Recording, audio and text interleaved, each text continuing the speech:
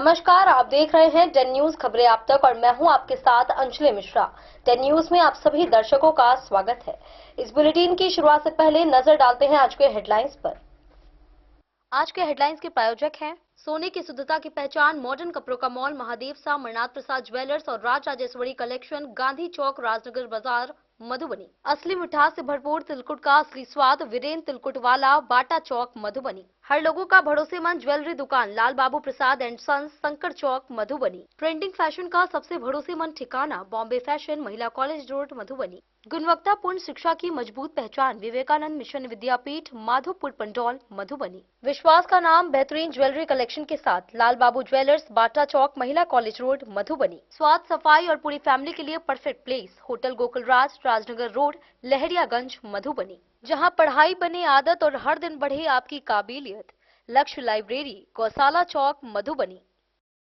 मधुबनी में समृद्धि यात्रा के दौरान मुख्यमंत्री नीतीश कुमार ने 298 करोड़ की 101 योजनाओं का शिलान्यास और 93 करोड़ की 294 योजनाओं का किया उद्घाटन।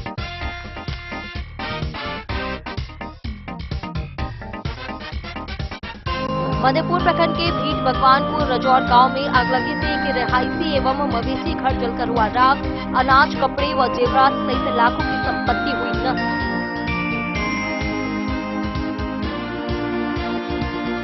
मधुबनी नगर निगम के मेयर अरुण राय को न्यायालय से मामले में दिया गया क्लीन चिट।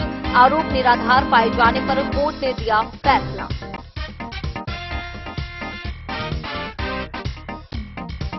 बेनीपट्टी के चांदपुरा बसैट में 31 जनवरी से अंतर्राष्ट्रीय कृषि शिक्षा एवं स्वास्थ्य महोत्सव का मेगा एग्री एक्सपो होगा आयोजित।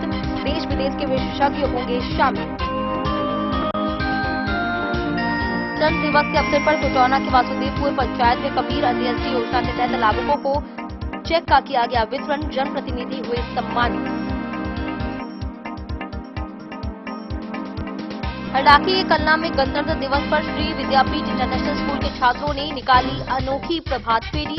देशभक्ति की झलक देख भाव विभोर हुए लोग।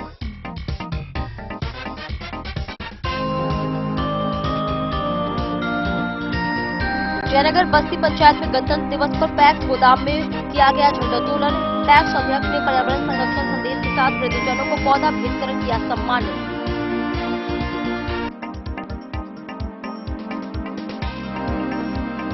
77वें गणतंत्र दिवस पर राजनगर में हर्षोल्लास के साथ मनाया गया गणतंत्र दिवस। सरकारी गैर सरकारी संस्थानों में किया गया झंडोत्तोलन। प्रशासन व जनप्रतिनिधियों ने राष्ट्र ध्वज को दी सलामी।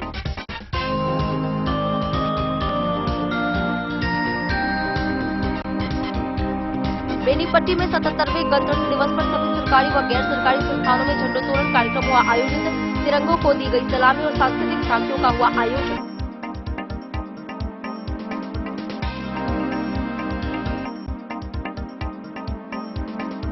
और हरलाखी प्रखंड में 77वें गणतंत्र दिवस पर सभी सरकारी व गैर सरकारी संस्थानों में किया गया ध्वजारोहण। प्रशासन, पुलिस व जनप्रतिनिधियों ने राष्ट्र ध्वज को दी सलामी।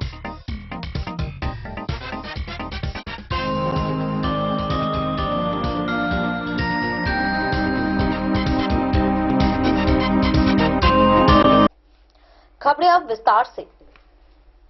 समृद्धि यात्रा के दौरान मुख्यमंत्री नीतीश कुमार ने मधुबनी के अररिया संग्राम में स्टॉल और स्थानीय उत्पादों का अवलोकन किया। उन्होंने 298 करोड़ लागत की 101 योजनाओं का शिलान्यास और 93 करोड़ लागत की 294 योजनाओं का उद्घाटन किया। मुख्यमंत्री ने मिथिला हाट के विस्तार की घोषणा की और उद्यमियों से सीधा संवाद कर रोजगार और उद्योग को बढ़ाने की प्रतिबद्धता दोहराई। उप मुख्यमंत्री और जिले के सांसद, विधायक एवं मंत्री भी इस कार्यक्रम में उपस्थित थे। मंगलवार को दिन के करीब 11 बजे समृद्धि यात्रा के क्रम में मुख्यमंत्री नीतीश कुमार हेलीकॉप्टर से मधुबनी के अररिया संग्राम पहुंचे, जहां उन्होंने विभिन्न स्टॉल का निरीक्षण किया। इस दौरान विभिन्न उत्पादों के लगाए गए स्टॉल का जायजा लिया और उद्यमियों से सीधे संवाद कर उनके उत्पादों की उत्पादन प्रक्रिया, मानक गुणवत्ता और बाजार के अवसरों की पूरी जानकारी ली। मधुबनी में नीतीश कुमार द्वारा 298 करोड़ रुपए की लागत से 101 योजनाओं का शिलान्यास एवं 93 करोड़ रुपए लागत की 294 योजनाओं का उद्घाटन किया। मिथिला हाट में मुख्यमंत्री नीतीश कुमार का उद्यमियों से सीधा संवाद देखने को मिला। उन्होंने स्टॉल पर प्रदर्शित स्थानीय उत्पादों का अवलोकन किया, वहीं लोगों से बातचीत की और बिहार में रोजगार एवं उद्योग को आगे बढ़ाने के लिए सरकार की प्रतिबद्धता पुनः दोहराई। इसके बाद में मुख्यमंत्री नीतीश कुमार ने जनसंवाद में जनसभा को संबोधित करते हुए कहा कि हमने 7 निश्चय के काम किए हैं, उसके बाद 7 निश्चय 2.0 और अब 7 निश्चय 3.0 पर काम हो रहा है। इसी कड़ी में मधुबनी में भी विकास का काम किया जा रहा है, जिसमें विश्व भर में अपनी पहचान बना चुका मिथिला हाट का विस्तार जीविका दीदी को 2 लाख और रोजगार देने की दिशा में विशेष काम होगा। नीतीश कुमार ने अपने भाषण में केंद्र द्वारा दिए जा रहे सहयोग और बिहार को सबसे विकसित राज्य बनाने के संकल्प को कई बार दोहराया। मौके पर राज्यसभा सांसद जदयू के कार्यकारी अध्यक्ष संजय ने कहा कि चुनाव खत्म नहीं हुआ, लेकिन मुख्यमंत्री लोग के बीच उनसे मिलने पहुंचे। उन्होंने समृद्धि यात्रा के क्रम में मिथिला हाट के विस्तार की बात कही और बताया कि ग्रामीण क्षेत्रों में कितनी संभावनाएं हैं। मुख्यमंत्री ने मधुबनी जिले में इसकी तरह अन्य जगहों को भी मिथिला हाट की तरह विकसित करने की संभावनाओं की तलाश करने की बात कही।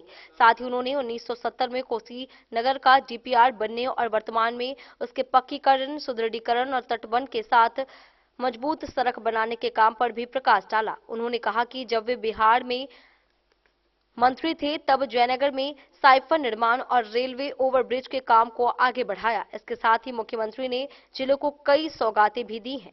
कार्यक्रम में उप मुख्यमंत्री सम्राट चौधरी के अलावा जिले भर सांसद, विधायक, मंत्री और अन्य नेता उपस्थित थे।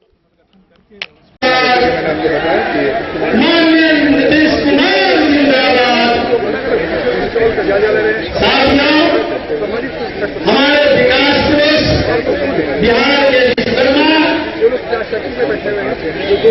बिहार का गौरव और कुछ चंद सेकंड में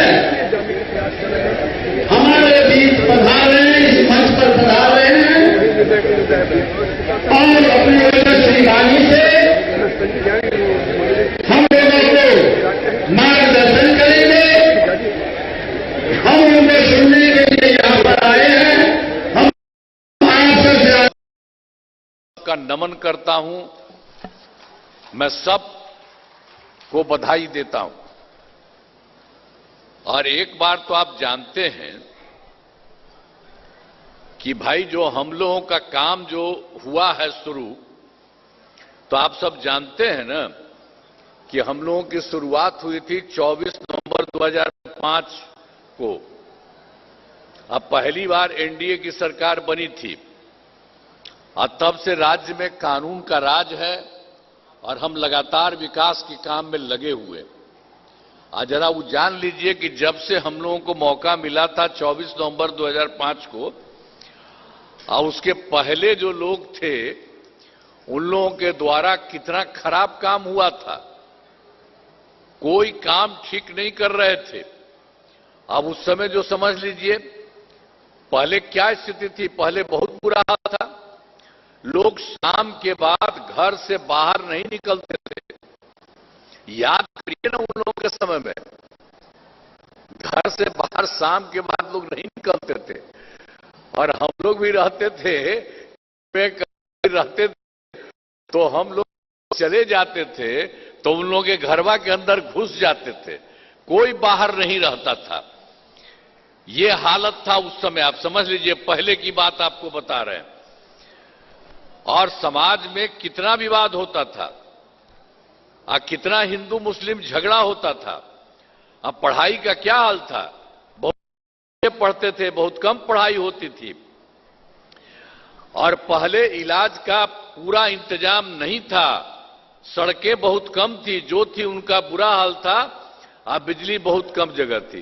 तो ये हम लोगों के आने के पहले वाली जो सरकार थी, और उन लोगों का यही हाल था, बुरा हाल था।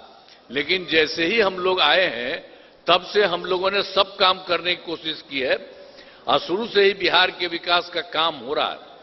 अब किसी प्रकार के डर एवं भय का वातावरण नहीं है। राज्य में प्रेम, भाईचारा एवं शांति का माहौल है। पहले आप जानते ही हैं कि कितना मुस्लिम लोगों का झगड़ा होता था, और वो लोग जो पहले राज में थे वो कभी किए, और हम लोग जैसे ही आए तो 2006 में ही हम लोगों ने उन लोगों के लिए काम करना शुरू किया और 2006 से ही कब्रिस्तानों की घेराबंदी शुरू की गई। अब बड़े पैमाने पर कब्रिस्तानों की घेराबंदी की जा चुकी है। अब कोई झगड़ा झंझट नहीं, पहले झगड़ा झंझट होता था। और एक बार तो हम देखे थे कि जो हिंदू मंदिर जब रहता था उसमें भी हम बाद में देखे थे कि कोई कोई शाम सरात में चला जाता था और ठीक काम नहीं करता था। तो इसीलिए हम लोगों ने 2016 में ही 60 वर्ष से पुराने हिंदू मंदिरों की घेराबंदी की गई। अब उसके बाद कभी कुछ नहीं हुआ, जिससे चोरी आदि की घटनाएं नहीं होती। तो ये सब काम हम लोग तो करते रहते थे, जो भी कुछ नहीं था पहले और जो भी मिलता था कहीं का नमन करता हूं। मैं सब को बधाई देता हूं। और एक बार तो आप जानते हैं कि भाई जो हम लोगों का काम जो हुआ है शुरू, तो आप सब जानते हैं ना कि हम लोगों की शुरुआत हुई थी 24 नवंबर 2005 को। अब पहली बार एनडीए की सरकार बनी थी और तब से राज्य में कानून का राज है और हम लगातार विकास के काम में लगे हुए।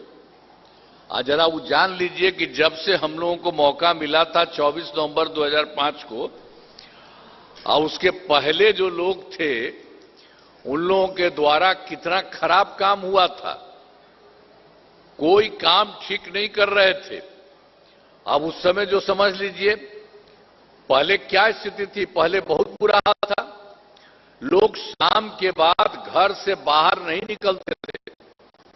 याद करिए ना उन लोगों के समय में, घर से बाहर शाम के बाद लोग नहीं निकलते थे। और हम लोग भी रहते थे, तो हम लोग चले जाते थे तो उन लोगों के घरवा के अंदर घुस जाते थे, कोई बाहर नहीं रहता था। ये हालत था उस समय, आप समझ लीजिए, पहले की बात आपको बता रहे हैं। और समाज में कितना विवाद होता था और कितना हिंदू मुस्लिम झगड़ा होता था। अब पढ़ाई का क्या हाल था, बहुत पढ़ते थे, बहुत कम पढ़ाई होती थी। और पहले इलाज का पूरा इंतजाम नहीं था, सड़कें बहुत कम थी, जो थी उनका बुरा हाल था, और बिजली बहुत कम जगह थी। तो ये हम लोगों के आने के पहले वाली जो सरकार थी, और उन लोगों का यही हाल था, बुरा हाल था। लेकिन जैसे ही हम लोग आए हैं तब से हम लोगों ने सब काम करने की कोशिश की है और शुरू से ही बिहार के विकास का काम हो रहा है। अब किसी प्रकार के डर एवं भय का वातावरण नहीं है। राज्य में प्रेम, भाईचारा एवं शांति का माहौल है। पहले आप जानते ही हैं कि कितना मुस्लिम लोगों का झगड़ा होता था, और वो लोग जो पहले राज में थे वो कभी किए। और हम लोग जैसे ही आए तो 2006 में ही हम लोगों ने उन लोगों के लिए काम करना शुरू किया और 2006 से ही कब्रिस्तानों की घेराबंदी शुरू की गई। अब बड़े पैमाने पर कब्रिस्तानों की घेराबंदी की जा चुकी है। अब कोई झगड़ा झंझट नहीं, पहले झगड़ा झंझट होता था। और एक बार तो हम देखे थे कि जो हिंदू मंदिर जब रहता था उसमें भी हम बाद में देखे थे कि कोई कोई शाम सरात में चला जाता था और ठीक काम नहीं करता था। तो इसीलिए हम लोगों ने 2016 में ही 60 वर्ष से पुराने हिंदू मंदिरों की घेराबंदी की गई। अब उसके बाद कभी कुछ नहीं हुआ, जिससे चोरी आदि की घटनाएं नहीं होती। तो ये सब काम हम लोग तो करते रहते थे, जो भी कुछ नहीं था पहले और जो भी मिलता था। मधुबनी से फिरोज आलम की रिपोर्ट।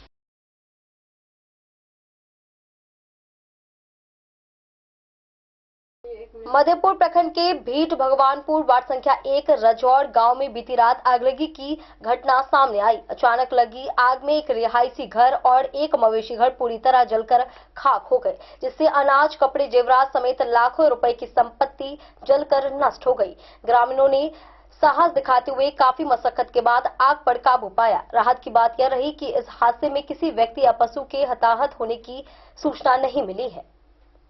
मधेपुर प्रखंड क्षेत्र अंतर्गत भीट भगवानपुर वार्ड नंबर 1 रजौर गांव में बीती रात एक भयावह आगलगी की घटना हुई। घर में अचानक लगी आग के कारण लाखों रुपए की संपत्ति जलकर राख हो गई।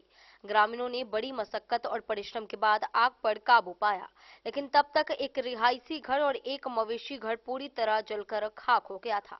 सौभाग्य से इस घटना में किसी व्यक्ति या जानवर के हताहत होने की सूचना नहीं मिली है, लेकिन घर में रखा अनाज, कपड़ा, जेवरात और अन्य कीमती सामान पूरी तरह नष्ट हो गए। घरेलू संपत्ति के नुकसान से पीड़ित गृहस्वामी ललन झा गहरे दुख में है, क्योंकि रोजमर्रा की जरूरतों के लिए आवश्यक अनाज और कपड़े भी आग में जलकर राख हो गए। स्थानीय वार्ड सदस्य प्रतिनिधि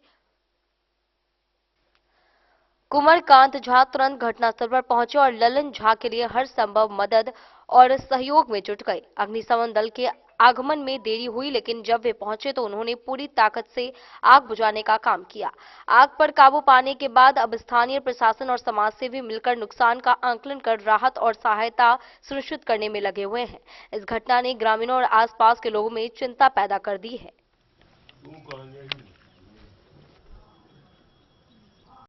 हाँ, 7:30 बजे टाइम में जैसे से अनलहुँ बाढ़ गेल रही, माल जाल वाला छल, किसान छी। 7 बजे जैसे से अहाँके जैसे से आगि जैसे से लागि गेलै, घूर केने रही, घूर से जैसे से आगि लागि गेलै। खरपात के घर रहे, ओ जैसे से सटले एगो घरो रहे, ओहिमे सामान पत्तर जतेक सारा सामान रहे सब जैसे से जाल माल दुनू बचि गेल। ओकरा जैसे से कोनो पारा से निकालल गेल, आदमी बचि गेल और सामान पत्तर घर अंगना सब गेल।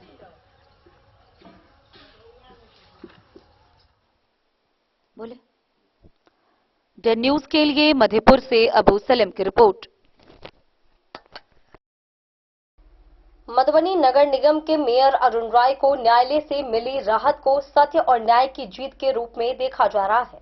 लंबे समय से चलते आ रहे मामले में अदालत ने तथ्यों व साक्ष्यों के आधार पर उन्हें निर्दोष मानते हुए आरोपों से मुक्त किया। अपने कार्यकाल में मेयर अरुण राय ने शहर के विकास, स्वच्छता और जन सुविधाओं को प्राथमिकता दी है। न्यायालय के फैसले से जनता का कानून व्यवस्था पर भरोसा और मजबूत हुआ है। मधुबनी नगर निगम के मेयर अरुण राय को न्यायालय से इंसाफ मिला है, जो न केवल सत्य की जीत है बल्कि लोकतंत्र और कानून व्यवस्था में जनता के विश्वास को भी मजबूत करता है। लंबे समय से चले आ रहे मामले में न्यायालय ने तथ्यों और साक्ष्यों के आधार पर मेयर अरुण राय को राहत दी, जिससे यह स्पष्ट हो गया कि उनके विरुद्ध लगाए गए आरोप निराधार थे। अपने कार्यकाल में मेयर अरुण राय ने मधुबनी के विकास, स्वच्छता, बुनियादी सुविधाओं और जनहित के मुद्दों को हमेशा प्राथमिकता दी है। उन्होंने कानून का सम्मान करते हुए न्याय प्रक्रिया में पूर्ण सहयोग किया। न्यायालय का यह निर्णय उनके ईमानदार और निष्ठावान नेतृत्व की पुष्टि करता है। इस फैसले से उनके समर्थकों और मधुबनी की जनता में खुशी की लहर है। यह साबित हो गया कि सच चाहे देर से आए लेकिन अंततः विजय होता है। मेयर अरुण राय के नेतृत्व में मधुबनी विकास के मार्ग पर लगातार आगे बढ़ रहा है और शहर की जनता को बेहतर सुविधाएं और योजनाएं प्राप्त हो रही है। Bureau report Madhubani. बेनीपट्टी प्रखंड के चांदपुरा बसैट स्थित कृषि विज्ञान केंद्र परिसर में 31 जनवरी से 2 फरवरी तक अंतर्राष्ट्रीय कृषि शिक्षा व स्वास्थ्य महोत्सव सह मेगा एग्री एक्सपो का आयोजन किया जाएगा। एसके चौधरी शिक्षा न्यास द्वारा आयोजित इस कार्यक्रम की तैयारियां तेजी से चल रही हैं। उद्घाटन बिहार विधानसभा अध्यक्ष डॉक्टर प्रेम कुमार करेंगे, जबकि कृषि मंत्री रामकृपाल यादव सहित देश विदेश के वैज्ञानिक, विशेषज्ञ व जनप्रतिनिधि शामिल होंगे। एसके चौधरी शिक्षा न्यास द्वारा बेनीपट्टी प्रखंड के चांदपुरा बसैट में संचालित कृषि विज्ञान केंद्र परिसर में 31 जनवरी, 1 फरवरी और 2 फरवरी को अंतर्राष्ट्रीय कृषि शिक्षा स्वास्थ्य महोत्सव सह मेगा एग्री एक्सपो कार्यक्रम का आयोजन होगा, जिसकी तैयारी जोरों पर चल रही है। भारत सरकार के कृषि एवं कल्याण मंत्रालय एवं एमएसएमई इसमें सहयोग प्रदान कर रहा है। पहले दिन के कार्यक्रम का उद्घाटन मुख्य अतिथि बिहार विधानसभा के अध्यक्ष डॉक्टर प्रेम कुमार करेंगे। वहीं मुख्य अतिथि के रूप में बिहार सरकार के कृषि मंत्री रामकृपाल यादव भी शिरकत करेंगे। विशिष्ट अतिथि के रूप में पर्यटन मंत्री अरुण शंकर प्रसाद, डीजीपी विनय कुमार, रूस के ट्रेड कमिश्नर भी शामिल होंगे। वहीं अतिथि के रूप में बेलारूस, नीदरलैंड, पोलैंड, लिथुआनिया व नेपाल समेत तकरीबन 35 देशों के वैज्ञानिक, कृषि, शिक्षा व स्वास्थ्य विशेषज्ञ, जनप्रतिनिधि व अधिकारी सहित अन्य गणमान्य लोग भी सम्मिलित होंगे। रविवार को कृषि विज्ञान केंद्र चांदपुरा बसैठ के सभागार में चल रही तैयारी का जायजा लेने के उपरांत संस्था के अध्यक्ष डॉक्टर संत कुमार चौधरी ने बताया कि कार्यक्रम में मधुबनी के प्रभारी मंत्री लेसी सिंह, मधुबनी के सांसद डॉक्टर अशोक कुमार यादव, राजेंद्र केंद्रीय कृषि विश्वविद्यालय पूसा के कुलपति, एग्रीकल्चरल यूनिवर्सिटी ललित नारायण मिथिला विश्वविद्यालय बेनीपट्टी के एसडीओ सारंग पानी पांडे, मधुबनी के DM Anand Sharma, SP Yogendra Kumar, DSP Amit Kumar सहित अनेकों गणमान्य लोग भी इस कार्यक्रम में भाग लेंगे। इस कार्यक्रम में संपूर्ण मिथिलांचल सहित पड़ोसी मित्र राष्ट्र नेपाल के हजारों लोग भाग लेकर कृषि संबंधित सूक्ष्म से सूक्ष्मतम तकनीकी जानकारी, कृषि प्रदर्शनी का अवलोकन, कृषि गोष्ठी, स्वास्थ्य परीक्षण एवं नेत्र चिकित्सा शिविर से होने वाले लाभ प्राप्त करेंगे। उन्होंने बताया कि यह सांस्कृतिक आयोजन है, वहीं देश विदेश के विभिन्न कला के प्रसिद्ध कलाकारों के द्वारा भी इस कार्यक्रम में प्रस्तुति दी जाएगी। उन्होंने कहा कि वर्ष 1994 में स्थापित इस संस्थान को वर्ष 1997 में प्राप्त हुए जगत गुरु शंकराचार्य के आशीर्वाद से भारत सरकार के कृषि व कल्याण मंत्रालय द्वारा लगातार सहयोग मिल रहा है और पिछले 3 दशकों से अधिक समय से शिक्षा, स्वास्थ्य व कृषि से संबंधित अनेकों कार्यक्रम संचालित किए जा रहे हैं।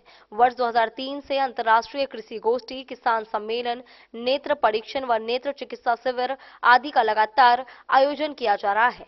हर वर्ष की तरह इस बार भी कृषि विज्ञान केंद्र, संकट नेत्रालय व वेदमती भवनाथ चौधरी एजुकेशनल ट्रस्ट के संयुक्त तत्वाधान में इस अंतर्राष्ट्रीय सेमिनार के सफल आयोजन की तैयारी युद्ध स्तर पर की जा रही है। अंतिम दिन पुरस्कार वितरण के साथ ही इस मेगा एक्सपो का समापन होगा। इधर उक्त अंतर्राष्ट्रीय कार्यक्रम को लेकर कृषि विज्ञान केंद्र चांदपुरा बसैठ परिसर में तैयारी चल रही है। दूर दराज से बुलाए गए कलाकारों के द्वारा आधुनिकतम पंडालों का निर्माण कराया जा रहा है। अन्य वर्षों की भांति इस वर्ष भी एसके चौधरी एजुकेशनल ट्रस्ट द्वारा संचालित कृषि विज्ञान केंद्र Chandpura Basaith Madhubani, Sankat Netralaya Madhubani, Vedmati Bhavnath Chaudhary college of education Chandpura Basaith, Bihar सरकार का कृषि विभाग, एमएसएमई मंत्रालय का विभाग, भारत सरकार का कृषि मंत्रालय, इन सब के संयुक्त तत्वावधान में वो हमें जितना तकनीकी सहयोग देते हैं, जितना हमें मैन पावर देते हैं, जितना प्रदर्शनी में सहयोग देते हैं, वो एक मील का पत्थर साबित होता रहा है। आज जब इस युग में कृषि का जो महत्व है वो पहले से भी ज्यादा होता जा रहा है, क्योंकि उत्पादन जनसंख्या के हिसाब से बढ़ना चाहिए, उस हिसाब से नहीं बढ़ रहा है।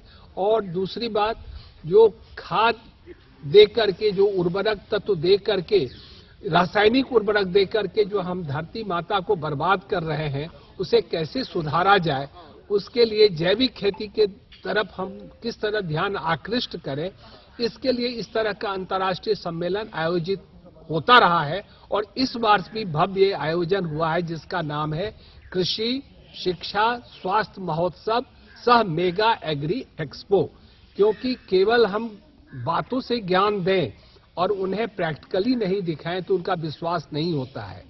तो विश्व में जो लैब में हम रिसर्च करते हैं, प्रयोगशाला में जो काम करते हैं, उसको किसानों तक, खेत तक कैसे पहुंचाया जाए, उसका एक साधन हमारा एसके चौधरी एजुकेशन ट्रस्ट द्वारा संचालित कृषि विज्ञान केंद्र चांदपुरा बसैठ है। भारत सरकार का कृषि मंत्रालय है, बिहार सरकार का कृषि मंत्रालय है। लेकिन किसान को क्या उनके बच्चों को पढ़ाने की सुविधा नहीं होनी चाहिए? क्या उनके स्वास्थ्य की चिंता नहीं होनी चाहिए? ये रेयर देखा जाता है। जहां पर किसानों से हम पैदावार लेने की तो बात करते हैं, हम अपने पेट पोषण के लिए तो बात करते हैं, लेकिन बहुत कम ऐसी संस्था है जो उनके स्वास्थ्य की भी चिंता करे, शिक्षा, उनके बच्चों की शिक्षा की भी चिंता करे। प्रारंभ से ही 1994 से इस तरह का ध्यान रखा और तब से जो एसके चौधरी एजुकेशन ट्रस्ट है वो कृषि, शिक्षा और स्वास्थ्य तीनों ही क्षेत्र में समाज को किस तरह से सुविधा दी जाए प्रयास करती रही है। इस बार लगभग हम समझते हैं 35 देश के वैज्ञानिक, कृषि क्षेत्र में कार्य करने वाले, अग्रणी पंक्ति में कार्य करने वाले कृषक एवं अनेकों हमारे सामाजिक कार्यकर्ता, नेतागण, अनेकों विद्वान जो अनेक विश्वों में विद्वता हासिल किए हुए हैं, अनेकों विश्वविद्यालय, विश्व के कुलपति महोदय, इन सबों का जमावड़ा हो रहा है। और मिथिला कला और संस्कृति में तो विश्वविख्यात है। तो शाम को प्रत्येक दिन रंगारंग कार्यक्रम भी होगा। हम समझते हैं कि इस तरह का आयोजन आज के युवा पीढ़ियों के लिए, जो कि आप सभी जानते हैं कि विश्व में सबसे ज्यादा युवाओं की संख्या भारत में है, और युवा विश्व को किस दिशा में ले जाएंगे इसकी जिम्मेदारी हम सब पे है। तो युवाओं को इन सब का ज्ञान, कृषि का महत्व के साथ साथ शिक्षा और स्वास्थ्य का भी महत्व किस तरह से उन्हें समझाया जाए, इसके लिए इस तरह का विश्व स्तर का आयोजन हुआ है अन्य वर्षों की भांति। तो कृषि, शिक्षा, स्वास्थ्य महोत्सव सह मेगा एग्री एक्सपो 2026 हम समझते हैं कि समाज के मदद से, सरकार की मदद से एक पुनः मील का पत्थर साबित होगा, और इससे हजारों लाखों लोग लाभान्वित होंगे, ये मुझे पूरी उम्मीद है। इसका जो प्रदर्शनी होगा उसमें आध्यात्मिक रस भी दिया जा रहा है। जो हमारे ईश्वरी ब्रह्म कुमारी ईश्वरी जो विश्वविद्यालय है, उनका भी सहयोग मिल रहा है, अनेक संस्थान का सहयोग मिल रहा है। उनके यहाँ प्रस्तुति से हम समझते हैं कि लोग आध्यात्म से और ज्यादा जुड़ेंगे और अपने समाज के उत्थान के लिए जहां तक हो सकता है भरसक वो सब प्रयास करेंगे और एक दूसरे को मदद करेंगे। कार्यक्रम 31 जनवरी 1-2 फरवरी 2026 को है। 30 को हमारे जितने राष्ट्रीय अंतर्राष्ट्रीय अतिथि हैं उनका स्वागत किया जाएगा। 31 को प्रातः 10 बजे इसका उद्घाटन समारोह होगा, जिसके मुख्य अतिथि होंगे बिहार विधानसभा के अध्यक्ष डॉक्टर प्रेम कुमार जी। मुख्य अतिथि होंगे बिहार के कृषि मंत्री श्री राम कृपाल यादव जी। अति विशिष्ट अतिथि होंगे हमारे मिथिला के सपूत श्री अरुण शंकर जी, जो बिहार सरकार के माननीय मंत्री हैं। रसिया के ट्रेड कमिश्नर आ रहे हैं, अनेकों देश के विद्वान आ रहे हैं, और कला संस्कृति के क्षेत्र में अमिट छाप छोड़ने वाले बेलारूस की सुपर स्टारिन मिस टिटानिया आ रही हैं, यूरोप की सुपर स्टारिन मिस बारबरा आ रही हैं। तो हम विश्वविख्यात लोगों को, चाहे वो कृषि के क्षेत्र में हो, चाहे वो शिक्षा के क्षेत्र में हो, चाहे वो स्वास्थ्य के क्षेत्र में हो, या कला संस्कृति के क्षेत्र में हो, चारों का एक संगम, गंगा जमुना सरस्वती तो 3 का संगम है, यहाँ 4 संगम है। तो हम समझते हैं 3 संगम पूरे धरती माता को आच्छादित करती है, खुशी से ओतप्रोत करती है। तो यहाँ का भी ये 4 संगम किसानों के लिए, युवाओं के लिए, शिक्षकों के लिए, प्राध्यापकों के लिए, वैज्ञानिकों के लिए, पूरे समाज के लिए एक मील का पत्थर साबित होगा। बेनीपट्टी से विनोद कुमार की रिपोर्ट। गणतंत्र दिवस पर खुटाना प्रखंड के वासुदेवपुर पंचायत में कबीर अंत्येष्टि योजना का लाभ सीधे लाभुकों तक पहुंचाने का खास आयोजन हुआ। मुखिया योगेंद्र प्रसाद शाह की अध्यक्षता में चेक वितरण के साथ ही क्षेत्रीय विधायक सतीश कुमार शाह समेत अन्य जनप्रतिनिधियों का पारंपरिक पाग और अंग वस्त्र देकर सम्मान किया गया। कार्यक्रम में सिर्फ सरकारी योजनाओं की चर्चा नहीं, बल्कि सामाजिक एकता और पंचायत के समग्र विकास पर भी जोर दिया गया। वक्ताओं ने कहा कि ऐसे जन कल्याणकारी कार्यक्रम मुश्किल समय में परिवारों का सहारा बनते हैं। गणतंत्र दिवस के पावन अवसर पर वासुदेवपुर पंचायत में लाभुकों के बीच कबीर अंत्येष्टि योजना के तहत चेक का वितरण किया गया। कार्यक्रम का आयोजन पंचायत स्तर पर मुखिया पति योगेंद्र प्रसाद शाह की अध्यक्षता में किया गया। इस अवसर पर एक सम्मान समारोह का भी आयोजन हुआ, जिसमें मुख्य अतिथि क्षेत्रीय विधायक सतीश कुमार शाह सहित उपस्थित जनप्रतिनिधियों व गणमान्य लोगों को पारंपरिक पाग एवं अंग वस्त्र देकर सम्मानित किया गया। कार्यक्रम में गणतंत्र दिवस की गरिमा के अनुरूप सामाजिक एकता, सरकारी योजनाओं के लाभ अंतिम व्यक्ति तक पहुंचाने तथा पंचायत के सर्वांगीण विकास पर जोर दिया गया। कार्यक्रम के दौरान वक्ताओं ने कहा कि कबीर अंत्योदय योजना जैसी जन कल्याणकारी योजनाएं जरूरतमंद परिवारों को कठिन समय में सहारा देती है। पंचायत प्रतिनिधियों ने भविष्य में भी इसी तरह पारदर्शी ढंग से योजनाओं का लाभ पात्र लोगों तक पहुंचाने का संकल्प लिया। डन न्यूज के लिए राशिद रजा की रिपोर्ट। वक्त हो चला एक छोटे से ब्रेक का, मिलते हैं ब्रेक के बाद। आप बने रहिए हमारे साथ। त्योहार और शादी विवाह का सीजन आ गया है और इसी सुनहरे मौके पर राजनगर के विश्वसनीय प्रतिष्ठान महादेव शाह अमरनाथ प्रसाद ज्वेलर्स और Raj Rajeshwari collection RP mall अपने ग्राहकों के लिए लेकर आया है शानदार ऑफर। अब सोने चांदी के गहनों के मेकिंग चार्ज पर 32% तक की पाई छूट और डायमंड ज्वेलरी पर भी 22% तक का विशेष डिस्काउंट। तो बढ़ते दामों से पहले अपने मनपसंद गहनों की बुकिंग आज भी कराएं। वहीं Raj Rajeshwari collection RP mall में साड़ी, सूट, लहंगा, कुर्ता पैजामा, शेरवानी, जींस, शर्ट, बच्चों के कपड़े और बेडशीट का आकर्षक व नवीनतम कलेक्शन भी उपलब्ध है और इन सभी कपड़ों पर मिल रहा है फ्लैट 32% तक का डिस्काउंट। तो देर किस बात की, इस त्योहार और शादी सीजन को बनाए और भी खास। केवल महादेव शाह अमरनाथ प्रसाद ज्वेलर्स और Raj Rajeshwari collection RP mall के साथ। हमारा पता है गांधी चौक, राजनगर बाजार, मधुबनी। अब आपके अपने शहर मधुबनी में खुल चुका है आधुनिक सुविधाओं से सुसज्जित लक्ष्य लाइब्रेरी। यहाँ आपको मिलेगा 24 घंटे 7 दिन खुला रहने वाला अध्ययन स्थल, जहाँ हर वक्त रहेगा शांत और प्रेरणादायक माहौल। सुविधा है फ्री पार्किंग, आरओ वाटर और फुल्ली एयर कंडीशन हॉल की। बिजली की कोई चिंता नहीं, क्योंकि 24 घंटे पावर बैकअप इन्वर्टर और हर सीट पर इंडिविजुअल चार्जिंग पॉइंट है उपलब्ध। आपके पढ़ाई को रफ्तार देने के लिए है high speed internet, wifi, current affair magazine और प्रतिदिन हिंदी इंग्लिश न्यूज़पेपर। साथ ही लॉकर सुविधा, डिस्कशन पॉइंट और आरामदायक हैंडल वाली कुर्सियां भी उपलब्ध है। आपकी सुविधा के लिए यहाँ है कैफेटेरिया का उत्तम प्रबंध। तो इंतजार किस बात का, आज ही आइए और जुड़िए लक्ष्य लाइब्रेरी से। हमारा पता है गौशाला चौक, मोबाइल टावर के सामने, मधुबनी। लक्ष्य लाइब्रेरी, जहां पढ़ाई का हर लक्ष्य होगा पूरा। मधुबनी, इस शादी सीजन सिर्फ हमारे साथ खरीदे और पाए 100% एक्सचेंज वैल्यू। आप सोने चांदी या हीरे के आभूषणों की तलाश में हैं, तो हमारे ज्वेलरी शॉप में मिलेंगे आपको हर तरह के आभूषण बेहद किफायती दामों पर।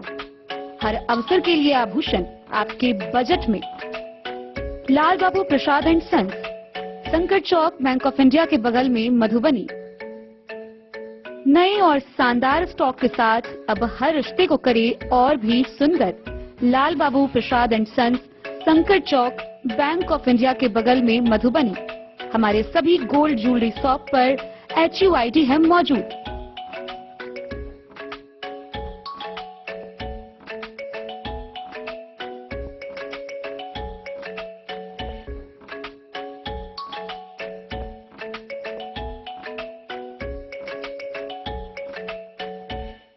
ट्रेंड के इस जमाने में क्या आप भी चाहते हैं स्टाइलिश और फैशनेबल कपड़े? क्या आप अपने लुक को अपग्रेड करना चाहते हैं? अगर हाँ, तो आज ही आए Bombay fashion readymade sari showroom. हमारे पास पुरुषों, महिलाओं और बच्चों के लिए है नए से नए फैशन ट्रेंड में कपड़े और एक्सेसरीज का लार्ज कलेक्शन। आपके बजट और हर अवसर के लिए खास। चाहे काम के लिए हो नए आउटफिट की तलाश, या पार्टी के लिए ड्रेस, या किसी खास अवसर के लिए सूट, सलवार और साड़ी, हमारे पास है हर एक ब्रांड। क्रिम्सन क्लब, मुफ्ती, टर्टल और किलर के SIS स्टोर्स। इसके अलावा रेमंड, स्पार्की, जॉकी, लक्ष्मीपति, मान्यवर, ब्लैकबेरी, नवाब पार्कर जैसे बड़े ब्रांड। तो देर किस बात की, आज ही आए बॉम्बे फैशन साड़ी एवं रेडीमेड शोरूम। हमारा पता है महिला कॉलेज रोड, मधुबनी।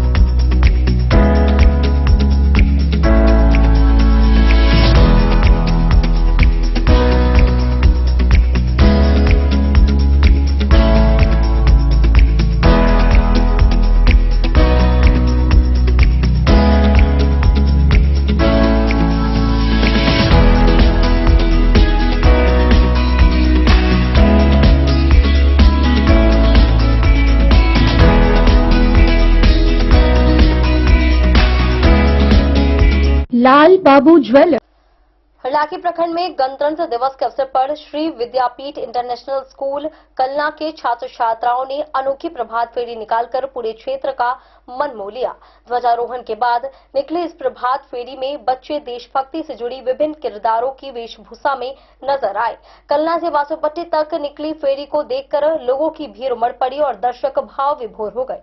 छात्रों के उत्साह से अभिभावक गर्व महसूस करते दिखे।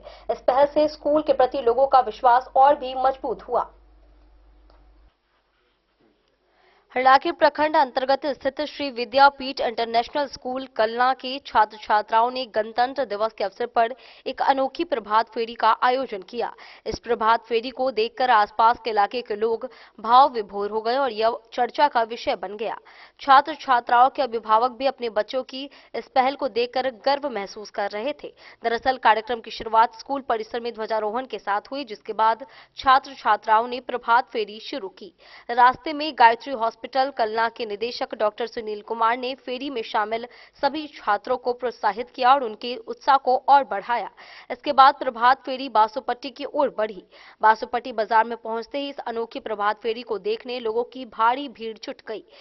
प्रभात फेरी में देशभक्ति के विभिन्न किरदारों की पोशाक में सज-धज कर छात्र छात्राएं लोगों के बीच से गुजर रहे थे, जिससे लोगों के अंदर देशभक्ति के प्रति अधिक प्रेम और प्रेरणा उत्पन्न हो रही थी। यह दृश्य देखकर दर्शक उत्साहित हुए और स्कूल के प्रति लोगों का विश्वास भी गहरा हुआ।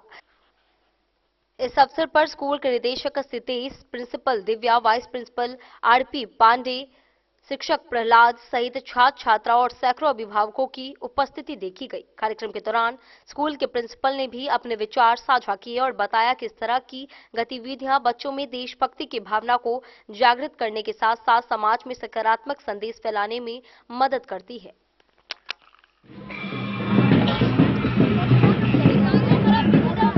क्या देख रहा है?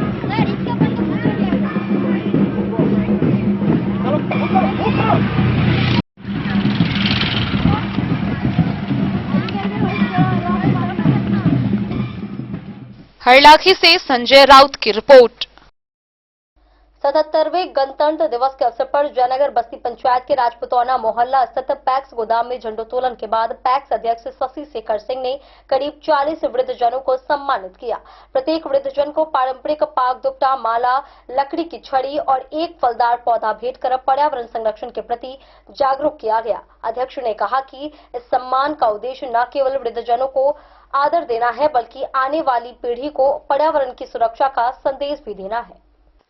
गणतंत्र दिवस के अवसर पर जयनगर बस्ती पंचायत के राजपुतौना मोहल्ला स्थित पैक्स गोदाम पर सोमवार को पैक्स अध्यक्ष शशि शेखर सिंह के द्वारा झंडोत्तोलन के बाद पंचायत के वृद्धजनों को पर्यावरण संरक्षण को लेकर जागरूक करते हुए सम्मानित किया गया। वहीं एक पौधा भेंट किया गया।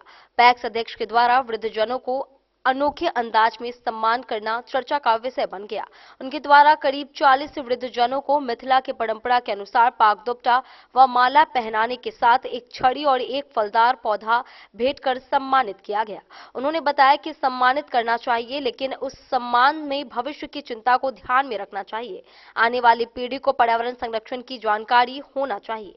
आज के समय में पर्यावरण हमारे लिए चिंता का विषय बना हुआ है। हम सबको मिलकर पर्यावरण संरक्षण पर ध्यान देने की आवश्यकता है। इसीलिए गणतंत्र दिवस के अवसर पर मेरे द्वारा पंचायत के वृद्धजनों को लकड़ी के छड़ी के साथ आने वाली पीढ़ी को जागरूक करते हुए एक पौधा भेंट कर सम्मानित किया गया है। पौधा देने का उद्देश्य पर्यावरण संरक्षण पर बल देना और पर्यावरण को लेकर जागरूकता भी बढ़ाना है। डे न्यूज के लिए जयनगर से मोहम्मद अली की रिपोर्ट। राजनगर प्रखंड में 77वें गणतंत्र दिवस के अवसर पर देशभक्ति का माहौल देखने को मिला। सरकारी व गैर सरकारी संस्थानों में पूरे उत्साह के साथ राष्ट्रीय ध्वज फहराया गया और तिरंगे को सलामी दी गई। प्रखंड मुख्यालय में प्रमुख सुलेखा देवी, थाना परिसर में थानाध्यक्ष चंद्र किशोर टुड्डू सहित विभिन्न कार्यालयों, विद्यालयों व स्वास्थ्य संस्थानों में अधिकारियों व जनप्रतिनिधियों ने झंडोत्तोलन किया। इस अवसर पर बड़ी संख्या में गणमान्य लोग उपस्थित रहे और राष्ट्र पर्व को हर्षोल्लास के साथ मनाया गया। राजनगर प्रखंड क्षेत्र में सोमवार 26 जनवरी को 77वां गणतंत्र दिवस बड़े ही हर्षोल्लास के साथ मनाया गया। सरकारी और गैर सरकारी संस्थानों में राष्ट्रीय ध्वज तिरंगे को सलामी दी गई और झंडोत्तोलन किया गया। राजनगर प्रखंड मुख्यालय में प्रमुख सुलेखा देवी ने राष्ट्रीय ध्वज फहराया। इसके साथ ही राजनगर थाना परिसर में थानाध्यक्ष चंद्रकिशोर तुड्डू ने तिरंगों को सलामी दी। सामुदायिक स्वास्थ्य परिसर में चिकित्सा प्रभारी निरंजन जायसवाल ने झंडोत्तोलन किया। रामेश्वर +2 उच्च विद्यालय प्रांगण में भाजपा विधायक सुजीत पासवान ने झंडा फहराया। प्रखंड के विभिन्न स्कूलों में भी उत्साह के साथ गणतंत्र दिवस मनाया गया। राजकीयकृत मध्य विद्यालय भगवानपुर में प्रभारी प्रधानाचार्य वीएसजे कॉलेज के रविंद्रनाथ तिवारी और राकेश पासवान ने झंडोत्तोलन किया। पटवारा नवटोल में प्रभारी प्रधानाध्यापक प्रमोद कुमार रॉय ने राष्ट्रीय ध्वज फहराया। इसके साथ ही बीएसजे कॉलेज राजनगर में प्राचार्य ने तिरंगा फहराया। वहीं राजनगर स्थित पब्लिक पुस्तकालय में भी झंडोत्तोलन का आयोजन किया गया था। इस अवसर पर प्रखंड विकास पदाधिकारी अर्चना कुमारी, सीडीपीओ बबीता कुमारी, पंचायती राज पदाधिकारी अंचला अधिकारी कुमार अभिषेक, थानाध्यक्ष चंद्रकिशोर तुड्डू, उप प्रमुख गोपाल धिरसरिया, रविंद्र ठाकुर, पूर्व उप प्रमुख संजय पटेल समेत कई गणमान्य लोग मौजूद रहे। कार्यक्रम में राष्ट्रीय पर्व को बड़े ही उत्साह और जोश के साथ मनाया गया और सभी उपस्थित लोगों ने देशभक्ति की भावना का उत्सव मनाया।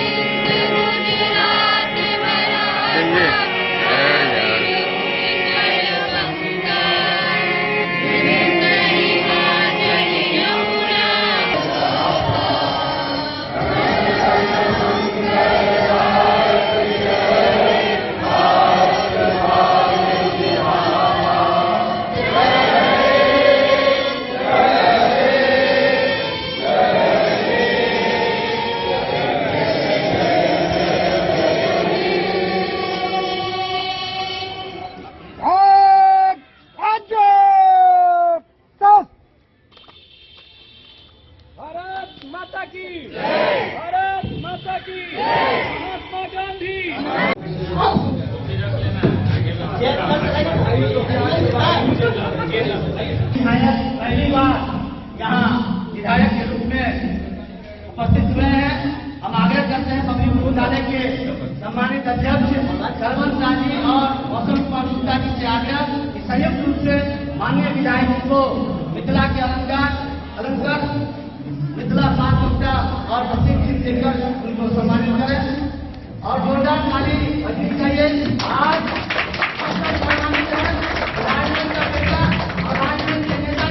ये मुड़ी भीतर तक करिए और हम सभी राजनगरवासी सम्मानित हैं।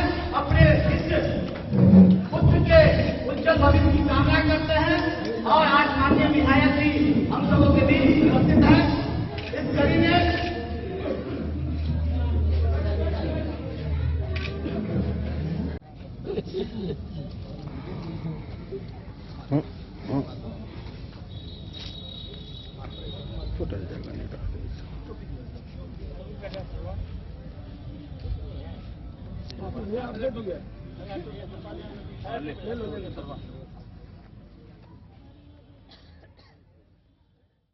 राजनगर से सुजीत गुप्ता की रिपोर्ट।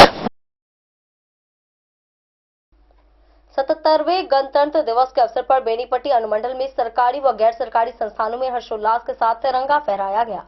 अनुमंडल मुख्यालय स्थित श्री लीलाधर +2 उच्च विद्यालय में एसडीएम सारंग पानी पांडे ने सार्वजनिक झंडोत्तोलन किया। इसके बाद विभिन्न कार्यालयों, थाना, पंचायत भवनों व संस्थानों में अधिकारियों व जनप्रतिनिधियों ने ध्वजारोहण कर तिरंगे को सलामी दी। मौके पर स्वच्छता, पोषण व लोक संस्कृति से जुड़ी झांकियां और आकर्षक परेड भी निकाली गई। बेनीपट्टी अनुमंडल के सभी सरकारी और निजी कार्यालयों व संस्थानों में 77वां गणतंत्र दिवस बड़े ही हर्षोल्लास के साथ मनाया गया। सभी स्थानों पर राष्ट्रीय ध्वज तिरंगे को सलामी दी गई।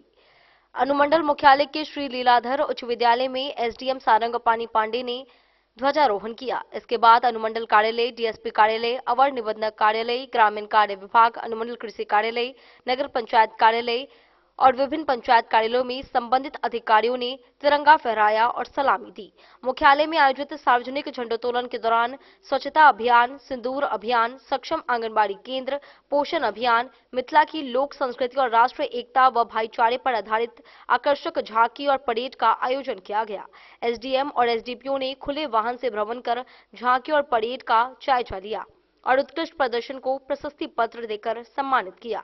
कार्यक्रम में उपस्थित सभी अधिकारियों, कर्मचारियों और नागरिकों ने देशभक्ति की भावना के साथ राष्ट्रीय पर्व का उत्साहपूर्वक स्वागत किया। अपने साथी के प्रति रहे वफादार, अगर पति हमारा हो, अगर पति हमारा हो। अच्छा मिथिलांचल प्राइड पब्लिक स्कूल, कौशल विकास और रोजगार विषय पर इन्होंने झांकी निकाला है। स्कूल शक्ति की रक्षा और गौरव का प्रतीक। एसएस ज्ञान भारती दांडी यात्रा विषय पर इन्होंने झांकी निकाला है। सभी का धन्यवाद करता है। जैसा कि आप सब जानते हैं कि 7 निश्चय योजना भाग 1 एवं 2 की सफलता के बाद सरकार द्वारा 7 निश्चय भाग 3 लाया गया है। इसमें महिलाओं और युवाओं के लिए रोजगार के दुगने अवसर पैदा करते। बेनीपट्टी से विनोद कुमार की रिपोर्ट। हरलाखी प्रखंड में 77वां गणतंत्र दिवस पूरे उत्साह और देशभक्ति के माहौल में संपन्न हुआ। प्रखंड मुख्यालय सहित सभी सरकारी व गैर सरकारी संस्थानों पर शान से तिरंगा फहराया गया। प्रमुख गोपाल दास, बीडीओ रविशंकर पटेल व थानाध्यक्ष रंजीत कुमार समेत अधिकारियों और जनप्रतिनिधियों ने राष्ट्र ध्वज को सलामी दी। वहीं थाना, विद्यालय, पंचायत भवन, अस्पताल व एसएसबी कैंपों में भी ध्वजारोहण कार्यक्रम आयोजित हुआ। हरलाखी प्रखंड में 77वां गणतंत्र दिवस बड़े ही हर्षोल्लास के साथ संपन्न हुआ। प्रखंड मुख्यालय में प्रमुख गोपाल दास ने ध्वजारोहण किया। इस दौरान BDO Ravishankar Patel, PO Girindra Singh, BPRO Vibha Rani, BCO Ravi Verma, CSC प्रभारी लीलेश कुमार सहित प्रखंड के दर्जनों जनप्रतिनिधि और गणमान्य लोग राष्ट्र ध्वज को सलामी देते हुए राष्ट्रगान में शामिल हुए। सभी ने स्वतंत्रता सेनानियों के सील पट पर माल्यार्पण भी किया। हरलाखी थाना पर थानाध्यक्ष रंजीत कुमार ने ध्वजारोहण किया, जहां पुलिस पदाधिकारी, स्थानीय चौकीदार और भाजपा नेता गौरी शंकर, अनिल सिंह, रणवीर सिंह सहित कई जनप्रतिनिधि और गणमान्य लोग उपस्थित रहे। खिरहर थाना पर थानाध्यक्ष शुभम कुमार ने भी ध्वजारोहण किया। शैक्षणिक संस्थानों में भी गणतंत्र दिवस का उत्सव हर्षोल्लास के साथ मनाया गया। मध्य विद्यालय बरही में प्रभारी प्रधानाध्यापक आलोक कुमार, मवी हरसुवाड़ में चंद्रशेखर कुमार, +2 उच्च विद्यालय खिरहर में प्रभारी आशुतोष शाह, रामपुर में सुरेंद्र कुमार, मनोहरपुर में प्रमोद कुमार, हिसार में भरत दास सहित प्रखंड के सभी सरकारी और गैर सरकारी संस्थानों में हर्षोल्लास के साथ गणतंत्र दिवस मनाया गया। इस अवसर पर यूनिवर्सल पब्लिक स्कूल के छात्र छात्राओं ने अपनी शानदार प्रस्तुतियों से दर्शकों को मंत्रमुग्ध कर दिया।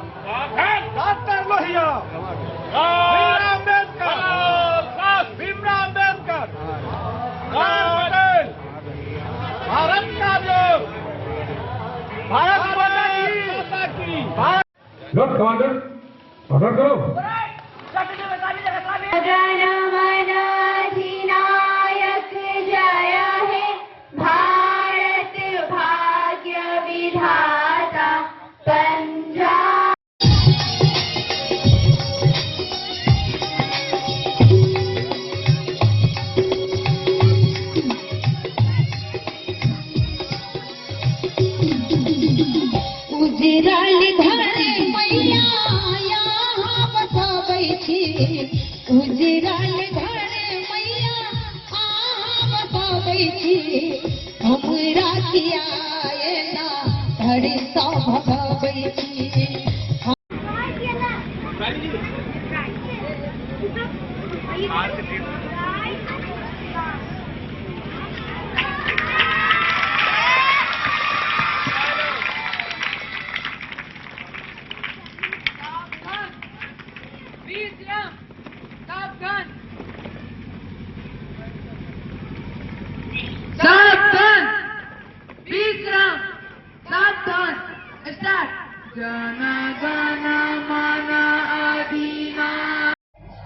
नमस्कार, मेरा नाम दिव्या है and Shri Vidyapeeth International School की मैं एज एन प्रिंसिपल यहाँ काम करती हूँ।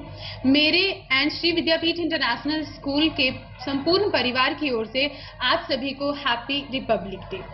मैं आपको बताना चाहती हूँ कि श्री विद्यापीठ इंटरनेशनल स्कूल में हम इंटरनेशनल लेवल की क्लासेस देने की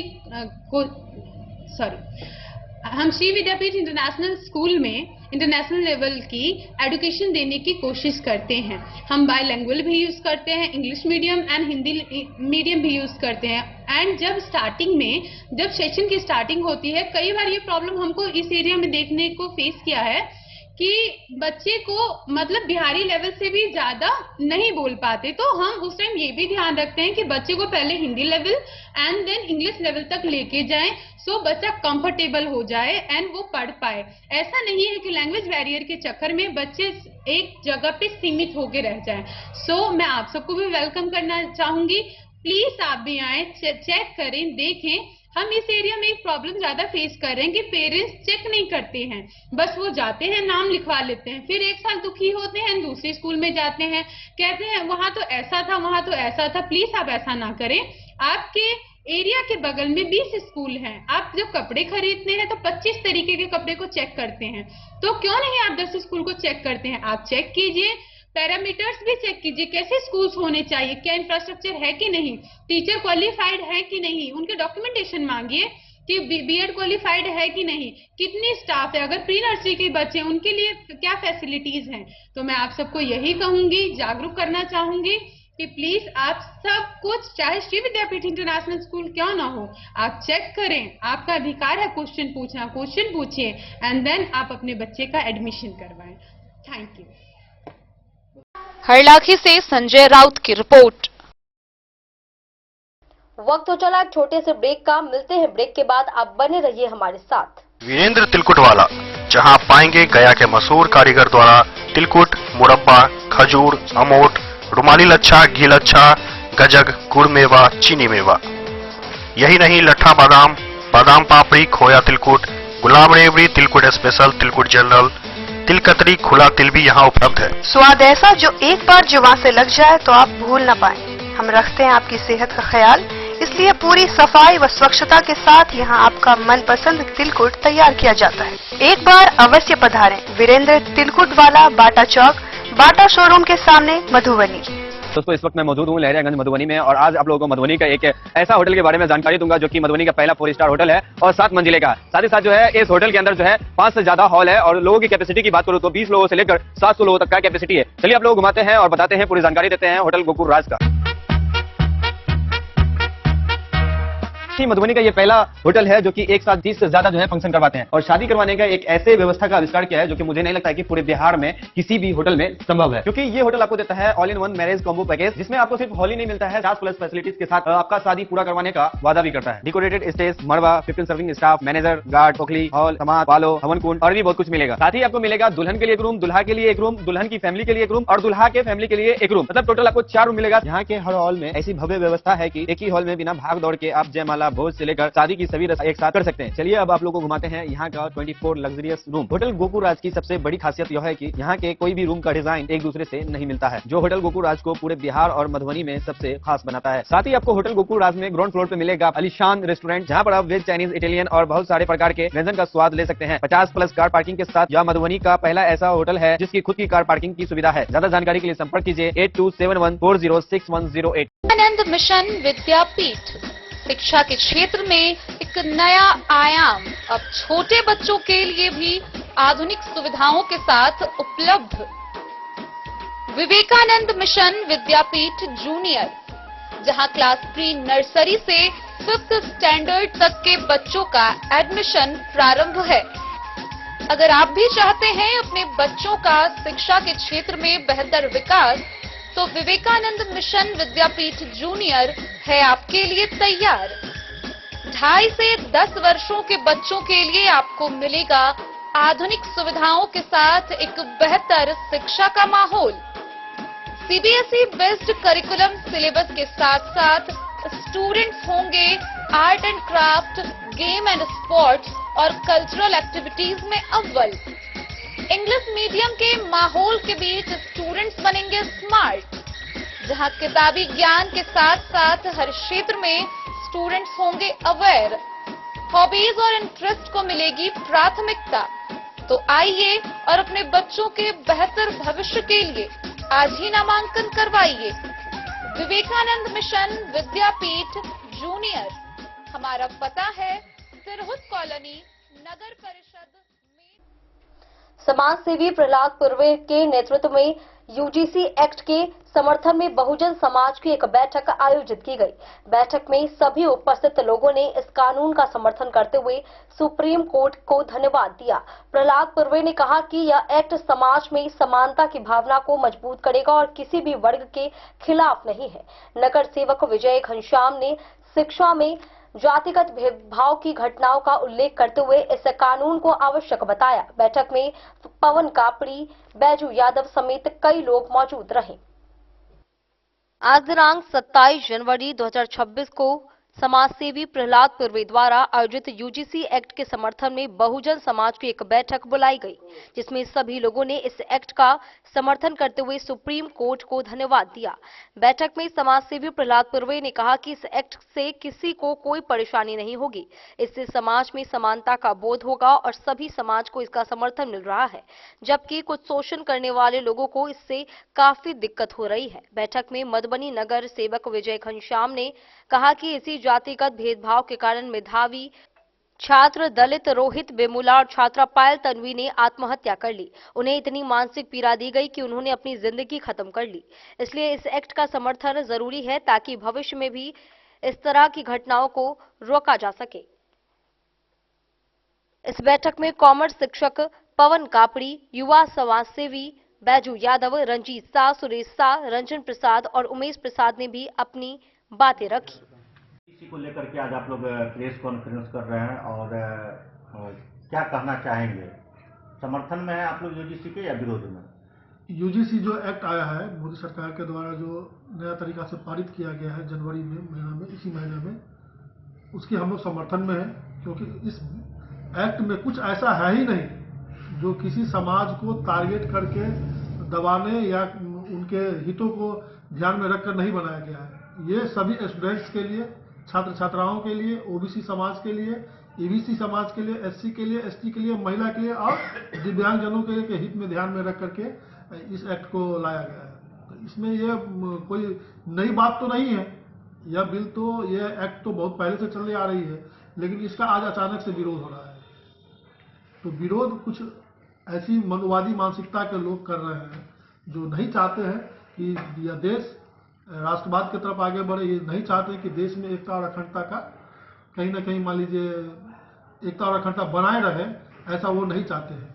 और इसका विरोध कोई, आप देखेंगे, कोई अल्पसंख्यक समाज के लोग नहीं कर रहे हैं। इसका विरोध जो है हमारे ही हिंदू समाज के कुछ लोग कर रहे हैं।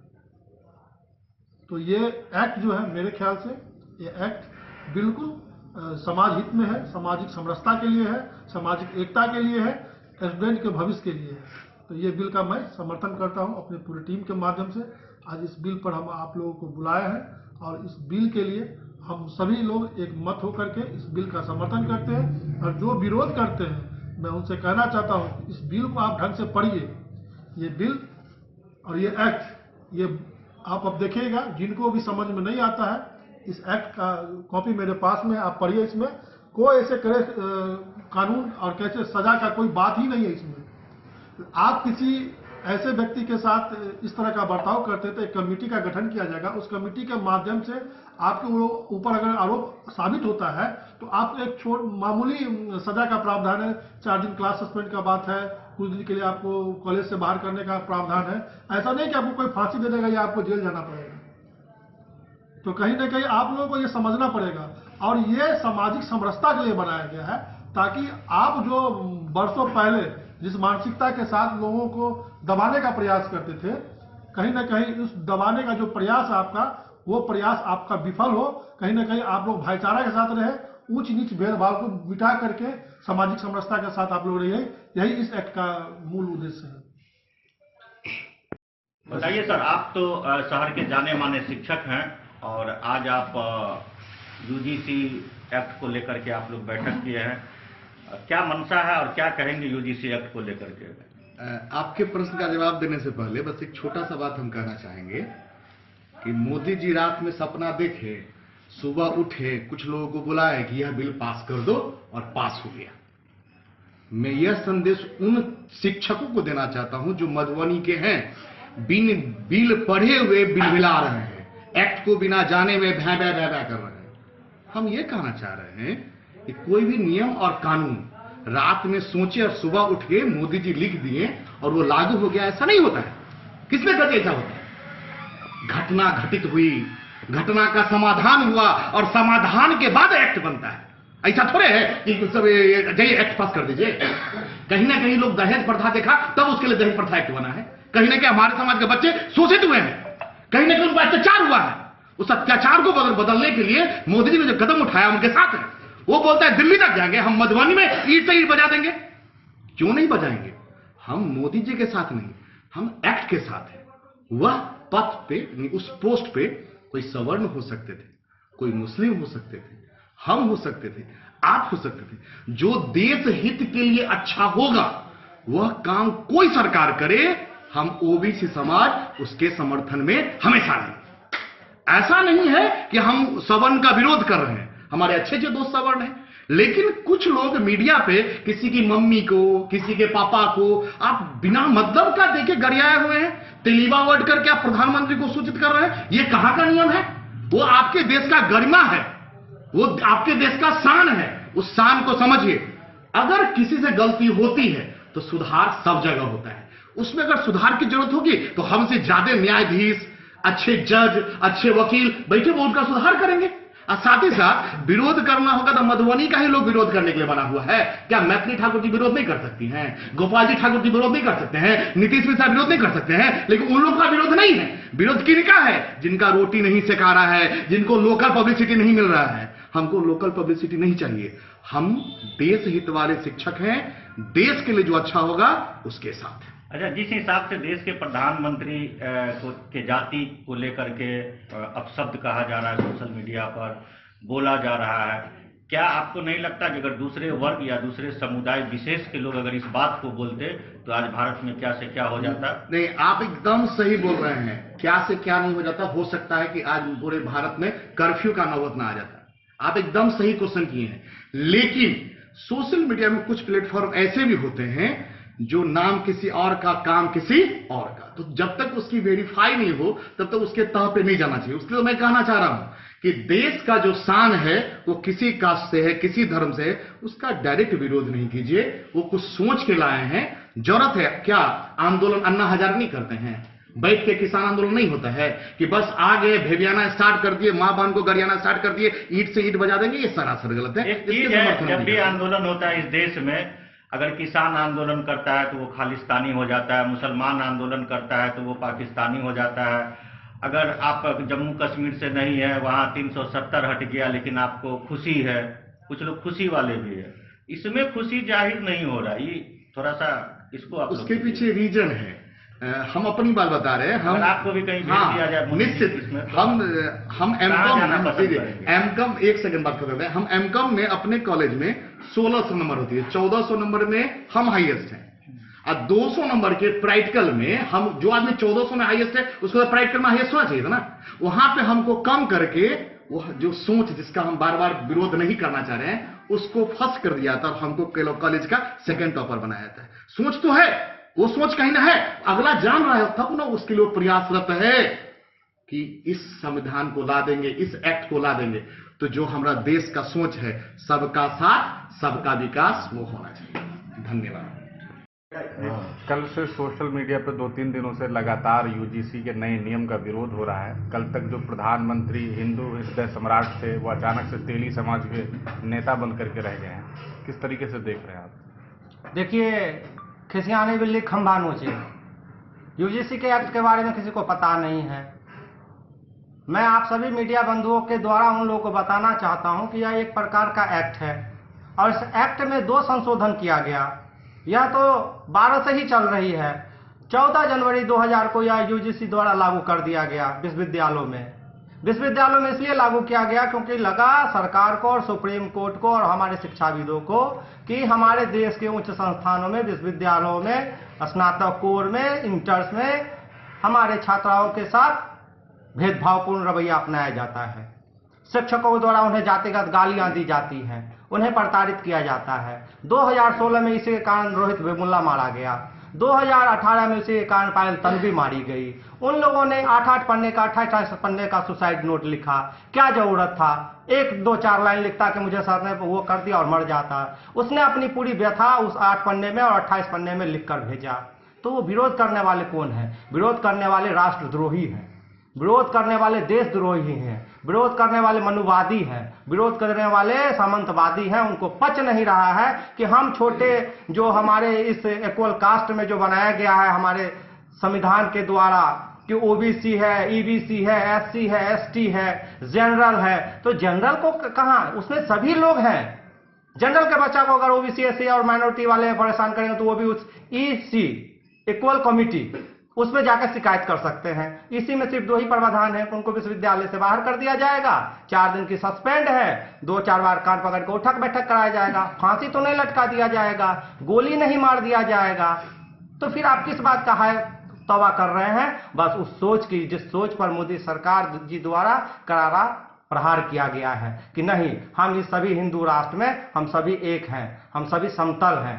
लेकिन आप खाई बनाना चाहते हैं, कभी शिक्षक में खाई बनाना चाहते हैं, कभी अधिकार में खाई बनाना चाहते हैं। देश के बड़े बड़े इंस्टीट्यूशन में ओबीसी का 27% आरक्षण है, एससी का 15% आरक्षण है, एससी का 7.5% आरक्षण है, ईडब्ल्यूएस का 10% आरक्षण है। फिर भी हमारे उच्च शिक्षा संस्थान में न दलित का बच्चा है, न महादलित का बच्चा है, न पिछड़ा का बच्चा है, न अति पिछड़ा का बच्चा है। क्यों? क्योंकि वो उच्च शिक्षा प्राप्त ही नहीं कर पा रहे हैं। आपका उसको इतना आप उसको दरगलाते हैं, बरगलाते हैं, धमकाते हैं, धमकाते हैं, जिसके कारण वो अपनी जीवन लीला समाप्त कर लेते हैं या बीच में पढ़ाई छोड़ देते हैं। सरकार की इस यूजीसी कानून का हम लोग पूर्ण समर्थन करते हैं और सरकार से मांग करते हैं कि इसको कड़ाई से लागू किया जाना चाहिए और सभी विश्वविद्यालय और कॉलेजों में इसे अविलंब शुरू कर देना चाहिए।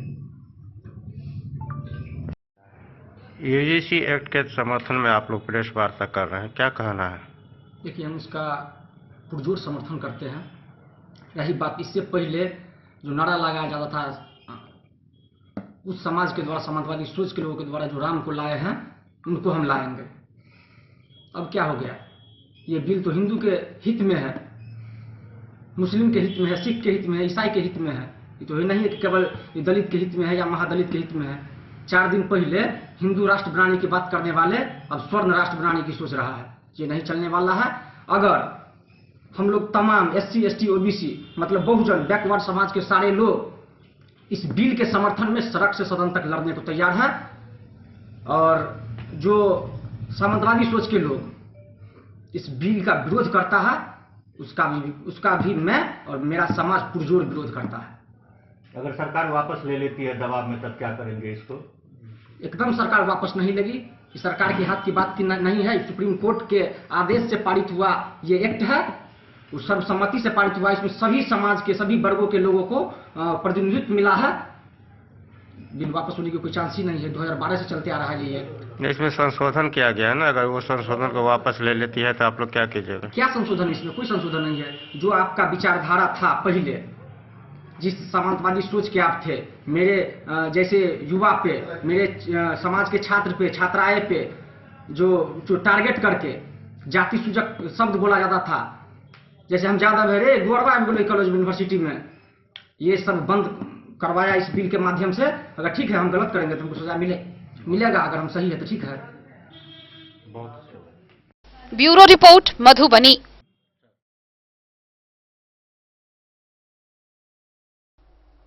बिहार समृद्धि यात्रा 2026 में सैंड आर्टिस्ट मधुरेंद्र कुमार की भव्य बालू की कला मुख्य आकर्षण का केंद्र बनी।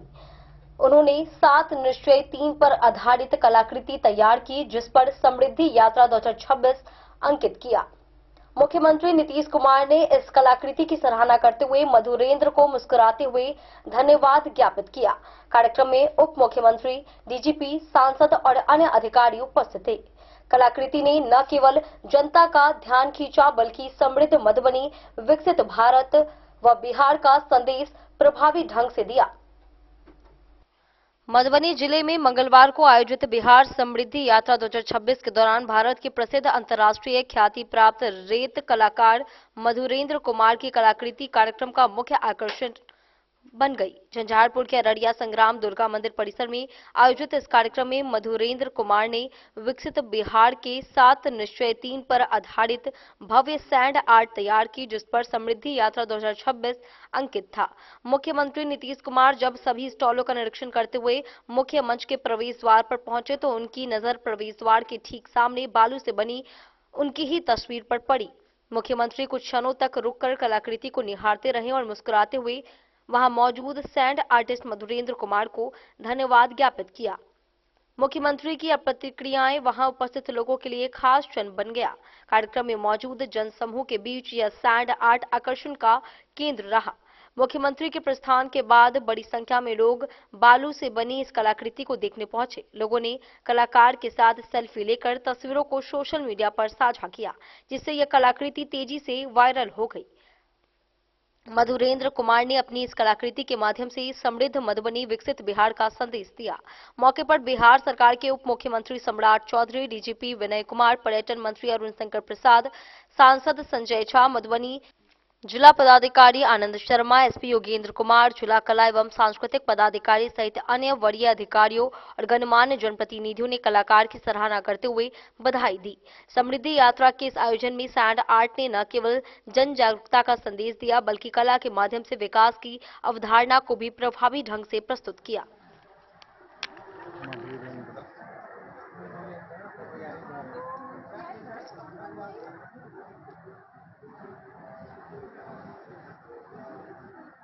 हेलो, हम यहाँ पे आ गए। आज माननीय मुख्यमंत्री जी के समृद्धि यात्रा कार्यक्रम के दौरान हम मधुबनी जिले के मिथिला हाट संग्राम पंचायत में रेत पर कलाकृति बनाकर उनका भव्य स्वागत किए हुए हैं। इस कलाकृति के साथ हम 7 निश्चय योजना 3 का भी तस्वीर बनाए हैं और पूरे बिहार वासियों को 7 निश्चय योजना 3 का लाभ लेने के लिए जागरूक कर रहे हैं। मैं Madhurendra Kumar, sand artist, Bihar. Bureau report Madhubani. Babubarhi प्रखंड के बगौल गांव में गणतंत्र दिवस के अवसर पर पंचायत स्तरीय फाइनल क्रिकेट मैच का भव्य आयोजन किया गया। ऐतिहासिक गुनाकर बाबा स्टेडियम में खेले गए इस रोमांचक मुकाबले में धर्मडीहा पंचायत की टीम ने शानदार प्रदर्शन करते हुए तिरहुता पंचायत को 109 रनों से पराजित कर खिताब अपने नाम किया। टॉस जीतकर पहले बल्लेबाजी करते हुए धर्मडीहा टीम ने निर्धारित 20 ओवर में 311 रनों का विशाल स्कोर खड़ा किया। जवाब में लक्ष्य का पीछा करने उतरी तिरहुता टीम 203 रन बनाकर ऑल आउट हो गई। बाबूबरही प्रखंड के बगौल गांव स्थित ऐतिहासिक गुनाकर बाबा स्टेडियम में गणतंत्र दिवस के अवसर पर बाबा गुनाकर क्रिकेट क्लब बगौल की ओर से पंचायत स्तरीय फाइनल क्रिकेट टूर्नामेंट का आयोजन किया गया। फाइनल मुकाबला तिरहुता पंचायत और धर्मडीहा पंचायत की टीमों के बीच आयोजित हुआ। इस रोमांचक मैच को देखने के लिए आसपास के इलाकों से हजारों की संख्या में दर्शक स्टेडियम पहुंचे। फाइनल मैच में धर्मडीहा टीम की कप्तानी श्रवण कुमार ने की, जबकि तिरहुता टीम का नेतृत्व विमलेश कुमार ने संभाला। टॉस जीतकर पहले बल्लेबाजी करते हुए धर्मडीहा टीम ने निर्धारित 20 ओवर में 4 विकेट के नुकसान पर 311 रनों का विशाल स्कोर खड़ा किया। टीम के बल्लेबाजों ने आक्रामक खेल दिखाते हुए चौकों और छक्कों की जमकर बरसात की। 311 रनों के लक्ष्य का पीछा करते हुए उत्तरी तिरहुता टीम दबाव में नजर आई और 15 ओवर में 203 रन बनाकर ऑल आउट हो गई। इस तरह धर्मडीहा टीम ने 109 रनों से शानदार जीत दर्ज कर टूर्नामेंट की ट्रॉफी अपने नाम कर लिया। मैच के बाद आयोजित पुरस्कार वितरण समारोह में पचरुखी पंचायत के पूर्व मुखिया सुधीर कामत और अजय कुमार आजाद ने विजेता टीम को सील्ड कप और 21,000 रुपए का चेक प्रदान किया। वहीं उप विजेता टीम को भी सील्ड और नगद राशि देने की घोषणा की गई। मैन ऑफ द सीरीज का पुरस्कार लाले कुमार को और मैन ऑफ द मैच का पुरस्कार विक्रम कुमार को दिया गया। मैच का आंखों देखा हाल कमेंटेटर डीके और अवधेश कुमार ने सुनाया। आयोजन को सफल बनाने में क्रिकेट क्लब कमेटी के हरिओम, विमलेश, शैलेंद्र, रोशन, श्रवण, सरोज सहित अन्य सदस्यों की अहम भूमिका रही। और इसके साथ ही ओवर की भी समाप्ति 14 ओवर को स्वागत करेंगे। और आज का ये फाइनल कप के जो दाता है ग्राम पंचायत राज पचरुखी के पूर्व मुखिया जी सुधीर कामत जी। बाबूबरी से ललित नारायण सिंह की रिपोर्ट। गणतंत्र दिवस के मौके पर बेनीपट्टी के श्री लीलाधर उच्च विद्यालय मैदान में प्रशासन एकादश और प्रेस एकादश के बीच रोमांचक फैंसी क्रिकेट मैच आयोजित हुआ। प्रेस टीम के वरुण झा ने अपनी धुआंधार बल्लेबाजी से 84 रन बनाए, लेकिन प्रशासन एकादश के कप्तान एसडीओ सारंग पानी पांडे और उप कप्तान डीएसपी अमित कुमार ने नाबाद पारी खेल टीम को 8 विकेट से जीत दिलाई। मैच के दौरान मनोरंजन और उत्साह का पूरा नजारा देखने को मिला। Man of the match DSP Amit Kumar, best बल्लेबाज वरुण झा और बेस्ट गेंदबाज सुशील कश्यप को दिया गया। साथ ही ट्रॉफी और मेडल से सम्मानित किया गया। गणतंत्र दिवस के मौके पर बेनीपट्टी के श्री लीलाधर उच्च विद्यालय के मैदान में प्रशासन एकादश और प्रेस एकादश के बीच फैंसी क्रिकेट मैच खेला गया, जिसमें दोनों टीमों के खिलाड़ियों ने मनोरंजक खेल का प्रदर्शन किया। 12-12 ओवर के इस रोमांचक मुकाबले में पहले बल्लेबाजी करने उतरी प्रेस एकादश की टीम का पलड़ा भारी लग रहा था, लेकिन जब प्रशासन एकादश बल्लेबाजी के लिए उतरी तो खेल पूरी तरह बदल गया। मैच से पहले दोनों टीमों के खिलाड़ी ड्रेसअप होकर मैदान में पहुंचे। निर्णायक अंपायर की भूमिका निभा रहे स्वास्थ्य कर्मी कन्हैया पाठक ने टॉस कराया, जो प्रेस एकादश के पक्ष में रही। टीम के कप्तान कन्हैया मिश्रा ने बल्लेबाजी करने का फैसला किया। प्रशासन एकादश की तरफ से एसडीओ सारंग पानी पांडे की कप्तानी में टीम का आमने सामने में मुकाबला हुआ। प्रेस एकादश की तरफ से ओपनर बल्लेबाज वरुण झा ने बेहतरीन बल्लेबाजी की।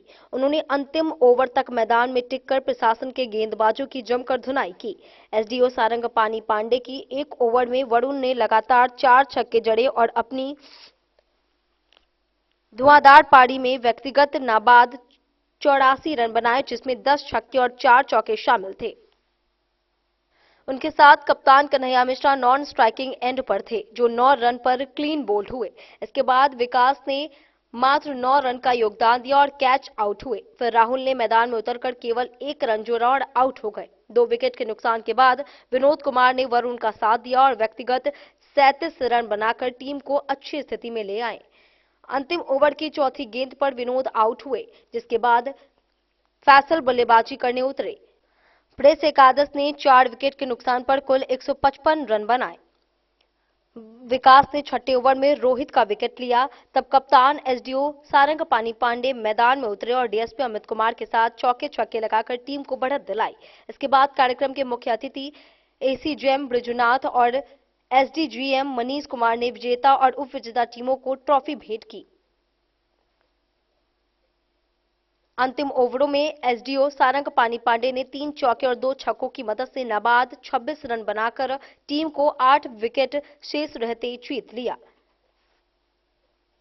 पुरस्कार वितरण में प्रेस एकादश की टीम के कप्तान कन्हैया मिश्रा, उप कप्तान आमोद झा, फैजल और प्रशासन एकादश की टीम के कप्तान एसडीओ सारंग पानी पांडे समेत कई लोग मौजूद थे। वहीं मैन ऑफ द मैच प्रशासन एकादश के उप कप्तान DSP Amit Kumar, best batsman press एकादश के वरुण झा और बेस्ट बॉलर प्रशासन एकादश के सुशील कश्यप को दिया गया।